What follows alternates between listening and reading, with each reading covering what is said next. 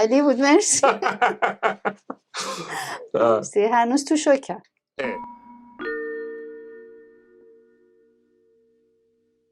نجمه هستم. خیلی ممنونم از شرکت مهاجرتی جناب آقای مهندس اهدی و همکاراشون. جناب مهندس با صبر و حوصله تمام مراحل کار رو به من توضیح دادن. پرونده با سرعت و دقت و نظم فراوانی پیش رفت. من به عنوان یکی از مشتریای راضی این شرکت اینجا رو به همه هموطنان عزیزم توصیه میکنم. اینو محبت میکنیم بازش کنیم خانم نجمه؟ یه کارت که کارت اقامتتونه؟ کارت اقامت. بله دیگه، بس چی میگه بابا؟ عکستونه. کارت اقامت من دست شما بود. کارت اقامت شما دست منه. بله هنوزم اینجا. بله. اینم از این. مبارکتون باشه. متشکرم. مرسی.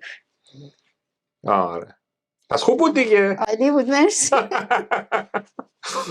مرسی، هنوز تو شوکم.